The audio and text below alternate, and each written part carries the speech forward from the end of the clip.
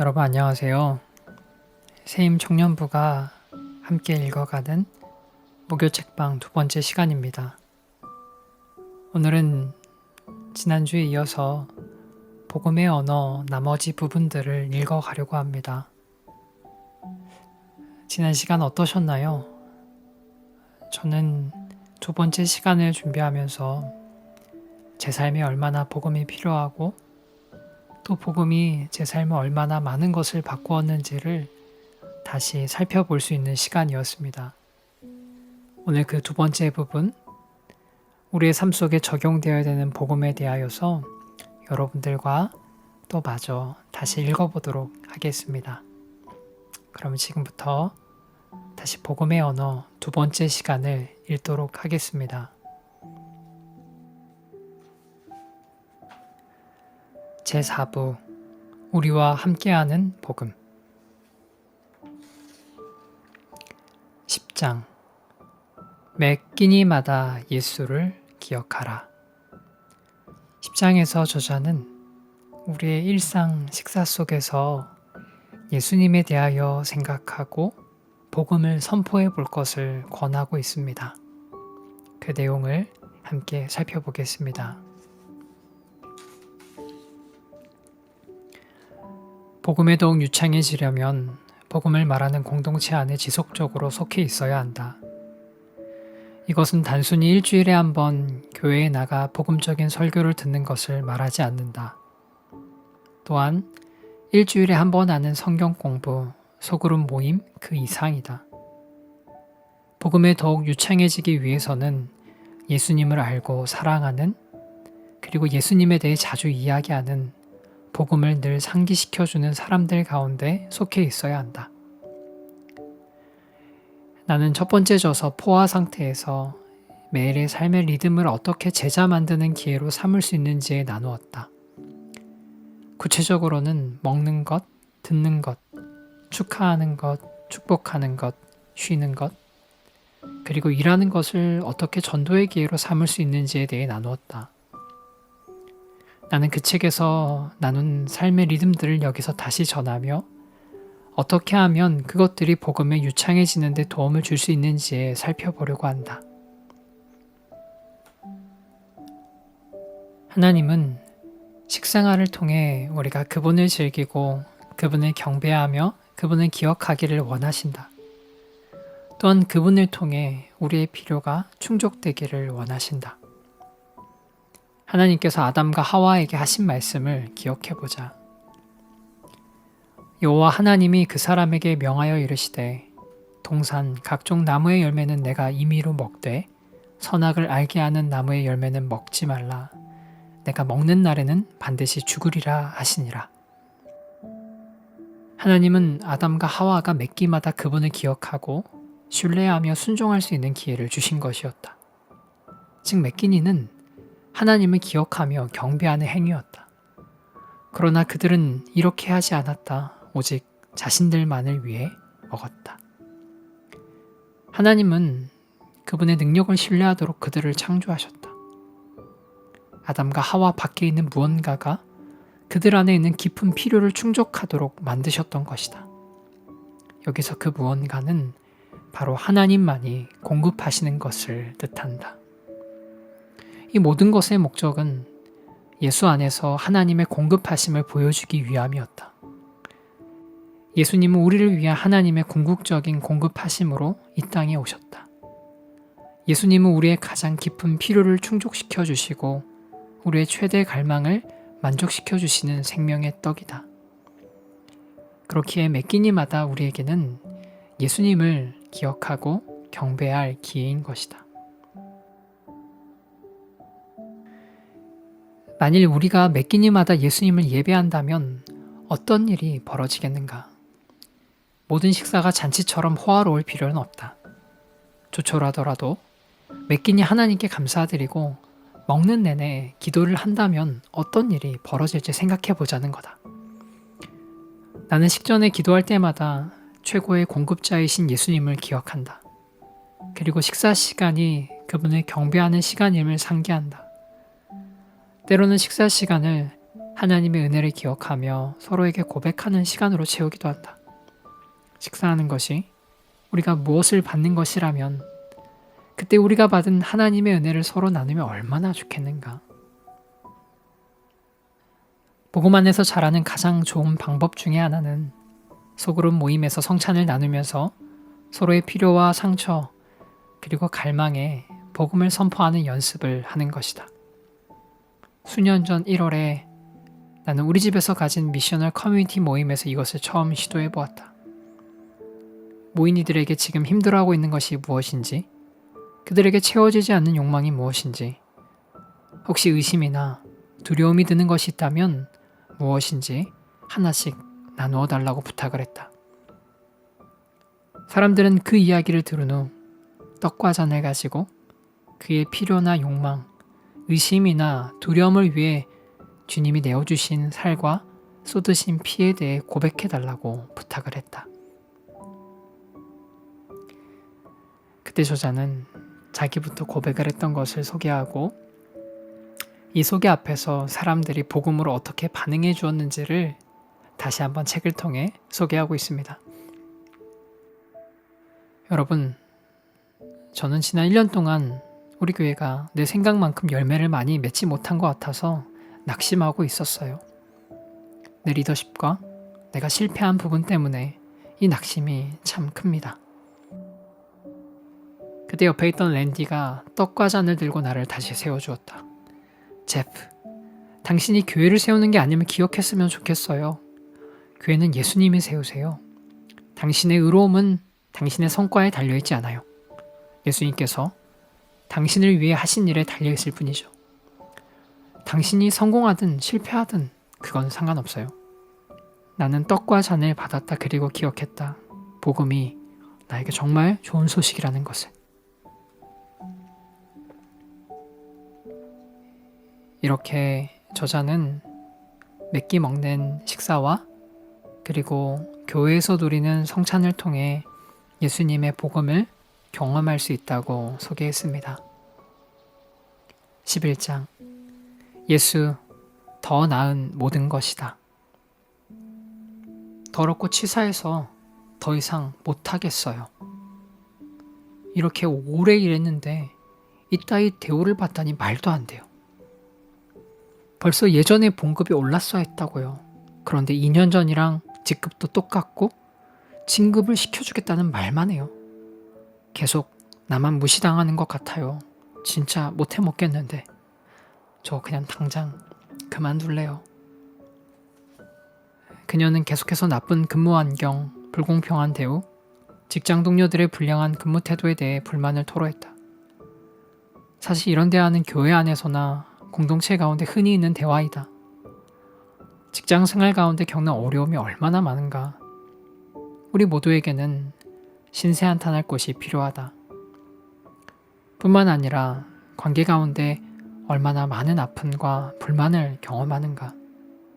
룸메이트들은 짜증나게 하고 경제적인 상황도 예측 불허하다. 때론 부모로부터 자녀들로부터 실망할 때도 있다. 이렇듯 우리 주변에는 불평거리들이 참 많다. 이런 상황 가운데 우리는 예수님이 더 나은 해답이라는 사실을 나 자신과 서로에게 상기시켜 주어야 한다.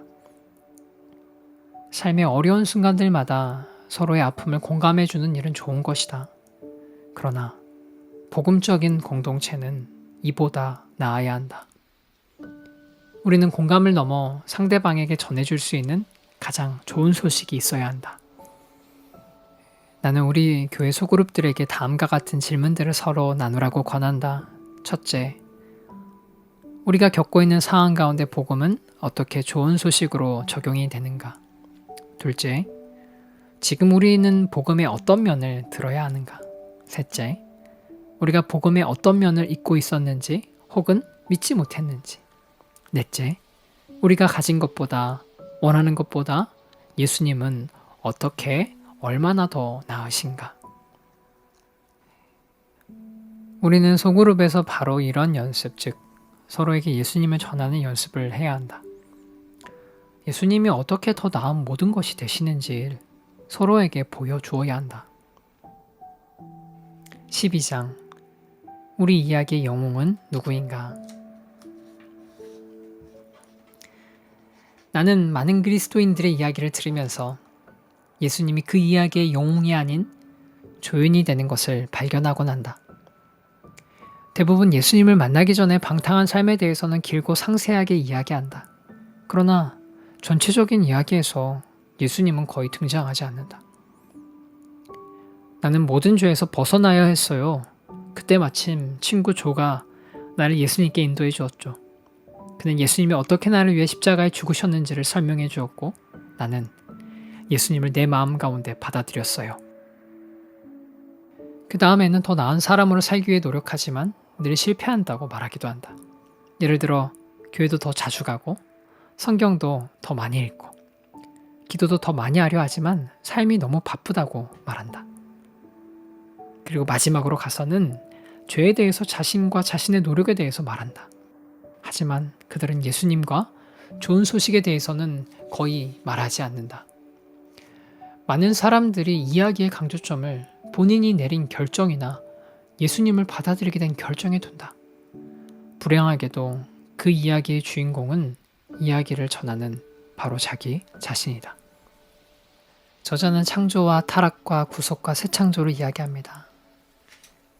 우리가 알듯이 창조는 우리가 어떻게 존재하게 됐고 타락은 그 존재가 어떻게 하나님과 멀어졌고 구속은 그 멀어진 죄인을 구하시려고 예수님이 오신 것이고 그리고 새 창조는 구원받은 우리가 얼마나 놀라운 존재가 되었는지를 설명하는 부분입니다. 복음은 과거에 일어난 일에만 국한되지 않는다. 복음은 지금 이 순간 일어나고 있는 일에 대한 좋은 소식이고 앞으로 일어날 일에 대한 좋은 소식이다. 우리는 결국 구원받을 것이다. 그러나 하나님은 지금도 나를 구원하고 계신다. 이제 나는 다른 사람이 나를 어떻게 생각하는지에 대해 훨씬 자유로워졌다. 나는 하나님이 예수님으로 인해 나를 사랑하시고 용납하시고 만족해 하신다는 것을 배웠다. 때로 실패해도 나는 이미 용서받은 존재이고 예수님이 나를 위해 하신 일이 충분하기에 예전처럼 좌절하지 않는다. 5부 타인에게 전하는 복음. 결국 이 책의 결론 부분은 우리 안에 유창해진 복음을 통해 이웃을 사랑하는 차원에서 복음을 전하는 것을 이야기합니다. 그리고 그 구체적인 방법으로 13장은 덜 말하고 더 듣고 배우라 이렇게 가르치고 있습니다. 우리가 해야 할 일은 예수님이 우리 삶 가운데 어떻게 역사하시는지 증거하는 동시에 예수님에 대한 진리를 다른 사람들의 마음의 강구에 적용하기 위해 그들의 이야기를 경청하는 것이다. 예수님이 그들의 개별적인 필요와 갈망을 채우실 수 있도록 우리는 그들을 예수님께로 인도해야 한다. 이 사명을 감당하기 위해 우리의 영혼을 잠잠하게 하고 좋은 질문으로 사람들의 마음을 열고 잘 들어주어야 한다. 저자는 프란시스 쉐퍼라는 사람의 글을 소개합니다.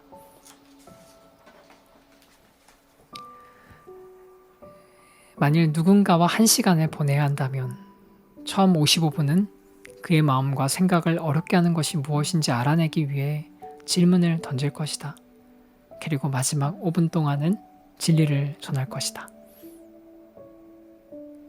우리는 경청해야 한다. 그러면 성령님의 도우심으로 그들의 마음의 갈망과 영혼의 깨어짐과 공허함들을 파악할 수 있다. 그리고 그들이 어떻게 하면 영혼의 생수이신 예수님을 우물가에서 만날 수 있는지를 알려줄 수 있다. 나는 누군가와 대화할 때면 늘 성령님께 도움을 청한다. 그분의 다른 이름이 보혜사이지 않는가? 성령님, 제가 천천히 차분하게 대화에 임하도록 도와주세요. 침묵 가운데 당신이 일하고 계시면 신뢰하게 도와주세요. 지금 이 사람과의 이야기와 성령님의 음성을 잘 들을 수 있도록 도와주세요. 나는 우리의 대화 가운데 성령님이 상담가가 되어달라고 초대한다. 성령님께 본질적인 문제점이 무엇인지 들을 수 있는 귀를 달라고 상대방이 처해 있는 상황 가운데 예수님에 대한 진리가 좋은 소식으로 전해줄 수 있도록 지혜를 달라고 구한다. 상대방은 누군가가 진정 자신의 이야기에 관심이 있다는 것을 느끼면 마음을 열어 그 속에 있는 것을 털어놓는다. 이것은 단순한 대화 기술이 아니다. 나는 하나님의 영이 우리보다 앞서 일하신다고 확신한다. 성령님은 우리가 그분을 의지할 때 사랑, 희락, 화평, 오래 참음, 자비, 양선, 충성, 온유, 절제와 같은 열매를 우리 삶에 주신다. 우리가 이런 열매들을 맺으며 하나님의 임재 안에 살아가면 사람들은 우리가 뭔가 다르다는 것을 감지하고 자신의 삶을 나누게 된다. 앞에서 언급했듯이 나는 성령님께서 우리보다 앞서 일하시며 이러한 만남을 위해 사람의 마음을 준비시키신다고 확신한다. 하나님이 구원자이심을 확신하면 내가 구세주가 되어야 한다는 부담감에서 자유로울 수 있다. 우리가 할 일은 그저 부르시는 그 자리에서 성령 충만함으로 경청하고 성령님이 이끄시는 대로 말하는 것이다.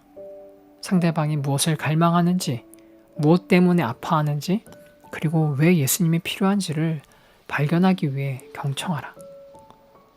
어떻게 하면 우리가 그들의 상황을 더 잘 파악할 수 있고 복음 가운데서 들을 수 있는지를 4가지 방법을 통해 살펴볼 것을 권합니다. 그것은 아까 우리가 앞에서 살펴봤듯이 창조와 타락과 구원과 새 창조의 관점으로 바라보는 거죠. 창조. 그들은 자신들의 정체성 또는 삶의 목적과 의미를 무엇에서 발견하고 있는가? 타락.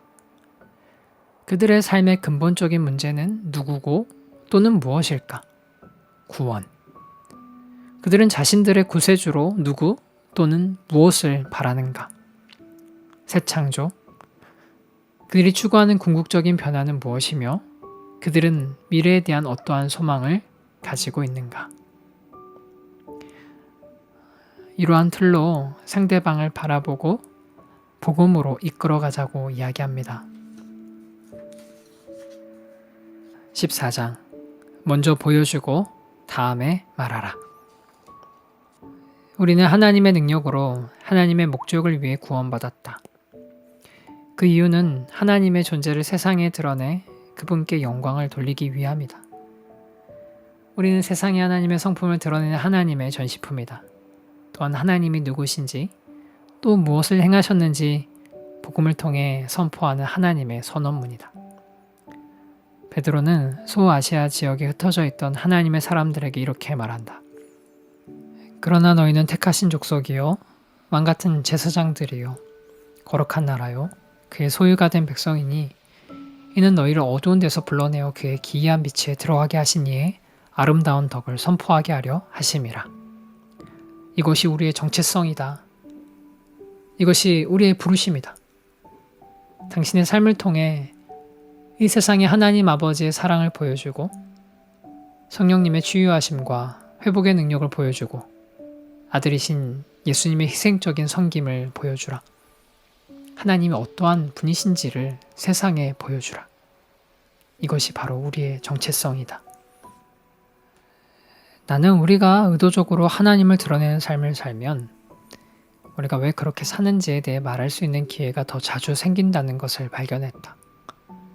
자비와 사랑이 가득한 삶, 본인의 스케줄을 바꾸면서까지 타인의 이야기를 들어주고 섬기는 삶, 자신의 돈을 써가며 타인을 먹이고 돌보는 삶, 타인을 보호하고 세워주는 말 한마디. 이 모든 것은 해명이 필요한 행동들이다. 복음을 떠나서는 이해가 되지 않는 삶이기 때문이다. 그러나 우리의 해명을 가만히 들어보면 왜 우리가 그렇게 사는지 묻는 이들에게 예수님을 전하는 메시지는 정작 전혀 없다. 도널드 휘트니는 영적 훈련에서 이렇게 말한다. 언젠가 미국 북서부에서 열린 부흥회에서 누군가가 그리스도인이 된 이야기를 들은 적이 있다. 그는 예수님을 만난 후 직장 상사에게 그 사실을 전했다. 그러자 상사는 정말 좋은 소식이에요 지금까지 나는 당신을 위해 수년간 기도하고 있었습니다. 그러나 이야기를 듣는 그는 마냥 기뻐할 수 없었다. 대신 왜 그 사실을 말하지 않았죠? 사실 내가 지금까지 복음에 관심이 없었던 이유는 바로 당신 때문이었어요 라고 말했다. 그러자 상사는 어떻게 그럴 수 있지? 나는 그리스도인의 삶을 살려고 최선을 다했는데 말이야. 이렇게 대답했다. 맞아요. 당신은 모범적인 삶을 살았어요. 그런데 단 한 번도 자신이 그리스도 때문에 그렇게 산다고 내게 말해주지 않았어요. 그리스도 없이 행복하게 사는 당신을 보면서 나도 그리스도 없이 그렇게 살 수 있다고 생각했단 말이에요. 복음적인 설명 없이는 우리의 도덕적인 삶이 지금까지 얼마나 많은 사람들에게 예수님이 필요 없다는 증거로 제시되었을까? 우린 착한 사람으로만 살아서는 안 된다. 왜 우리가 그렇게 살아가는지에 대해 세상에 말해야 한다. 저는 이 부분을 읽고서 얼마나 부끄러웠는지 모릅니다. 착한 행실, 세상의 빛과 소금만 되면 된다고 생각했는데 저자는 그게 아니라고 말하거든요. 우리한테 우리의 행동의 이유를 세상에 설명해 줄 것을 요청합니다. 당신의 이웃이 예수님을 알지 못하고 하나님의 사랑도 경험하지 못한다면 그곳은 영영 무너진 곳으로 남을 수밖에 없어요. 친절만으로는 동네가 변화되지 않아요. 예수님이 필요하죠. 당신의 행실을 통해 이웃이 예수님의 친절과 자비를 경험하는 것은 참 좋아요. 하지만 당신의 입술을 통해 그 친절의 이유가 예수라고 말하지 않는다면 거기서 오직 당신 부분만 다른 사람을 사랑하며 살아가게 될 거예요. 당신은 이웃이 진정 예수님의 사랑을 알기 바라나요? 그렇다면 다음에는 친절을 베푸는 이유가 바로 예수 때문이라고 입술로 선포하기를 권면해요. 나는 그녀가 그렇게 하길 바란다. 그리고 당신도 기회가 생길 때마다 그렇게 하길 바란다.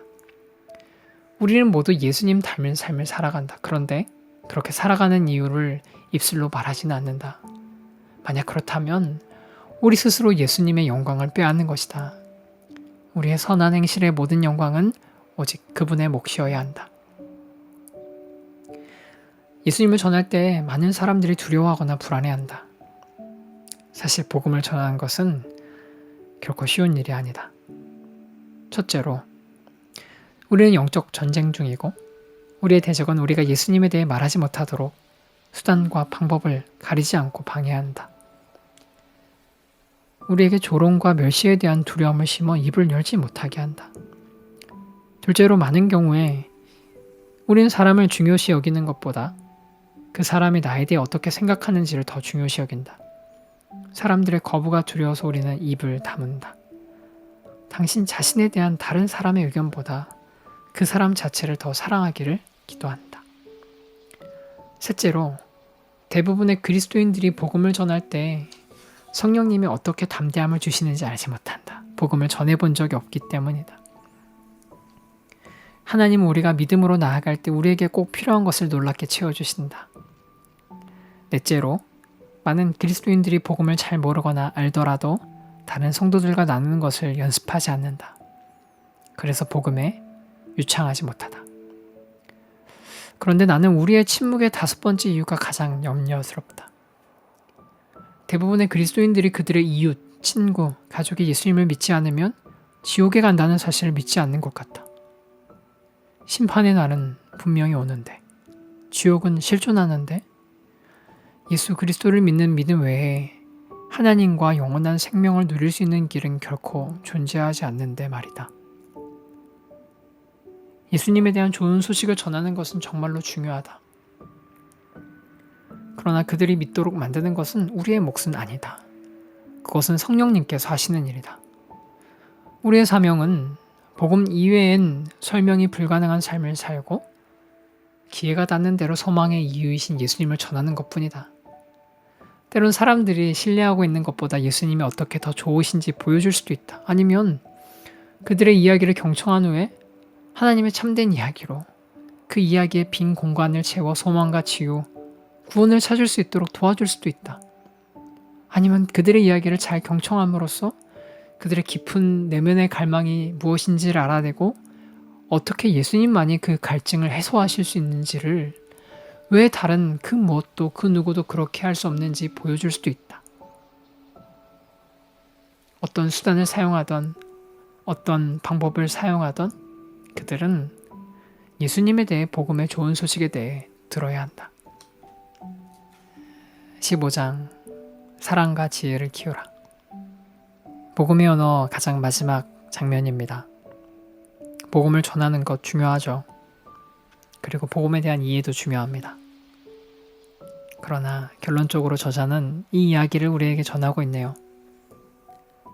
복음에 대한 정확한 지식, 복음을 믿는 믿음, 복음을 전하는 능력을 다 갖추어도 사랑이 없을 수도 있다. 만약 그렇다면 우리의 복음 선포는 무의미하다. 복음의 핵심은 하나님의 사랑이다. 입으로는 하나님의 사랑에 대해 말하면서 실제로 사랑하지 않는다면 우리 입술에서 나오는 소리가 우리 삶의 꽹과리 같은 소음으로 묻히게 될 것이다. 당신은 사람을 사랑하는가? 더 구체적으로 당신과 다른 삶을 살고 당신이 믿는 것을 믿지 않는 사람을 사랑하는가? 그렇지 못하다면 그런 사람을 사랑할 수 있도록 하나님의 마음을 구하라. 그분께 당신의 이웃을, 직장 동료를, 식구를, 친구를 향한 사랑을 달라고 구하라. 당신의 마음을 그분의 사랑으로 채워달라고, 그분의 시선과 마음으로 사람을 바라볼 수 있게 해달라고 구하라. 그리고 이것을 꼭 기억하라. 당신이 아직 죄인 되었을 때 하나님은 그분과 원수 되었던 당신을 사랑하셨다. 예수님은 당신의 죄를 용서하시기 위해, 하나님의 자녀로 삼으시기 위해, 그리고 성령님을 통해 당신의 심령 가운데 하나님의 사랑을 부어주시기 위해 고난받으시고 십자가에 달려 돌아가셨다. 그러므로 당신은 마땅히 영혼을 향한 마음을 달라고 구해야 한다. 그때 당신은 하나님의 사랑이 당신이 상상한 것보다 크고 당신이 아는 것보다 깊다는 것을 발견하게 될 것이다. 저자는 복음을 증거할 때 사랑이 필요하되 지혜 또한 있어야 한다고 이야기합니다. 그리고 마지막 결어와 같이 이렇게 이야기하죠. 지혜라 하나님께 지속적으로 구해야 하는 것을 잊지 말라. 당신 아직 지혜가 부족하다. 지혜가 충분한 사람은 없다. 우린 모두 매 순간 대면하는 수많은 상황들과 어려움들, 기회들을 이겨나가기 위해 하나님의 지혜가 필요하다. 너희 중에 누구든지 지혜가 부족하거든 모든 사람에게 후히 주시고 꾸짖지 아니하시는 하나님께 구하라. 그리하면 주시리라. 이 말씀을 믿고 하나님께 지혜를 구하라. 그러면 지혜이신 예수 그리스도를 당신에게 주실 것이다. 그리고 예수님을 받아들이라. 그러면 당신은 삶의 모든 방면에 필요한 모든 것을 받는 것이다.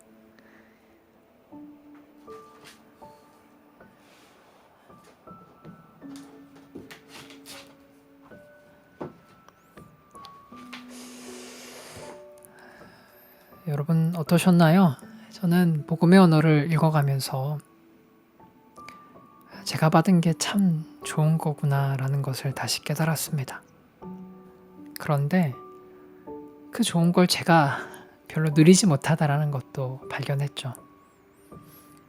내 삶에 부지런히 복음을 전해야 했었는데 그러지도 못했고, 내 삶에 복음을 위해서 싸우기도 해야 하고 분투했어야 하기도 하고 복음 가운데 살아갔어야 했는데 그러지도 못한 걸 많이 발견했습니다.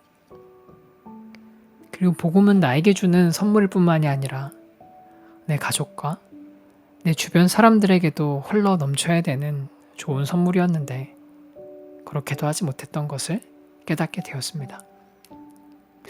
여러분들은 어떠셨나요? 우리는 복음을 그저 천국에 들어갈 수 있는 티켓 정도로 여기진 않았을까요?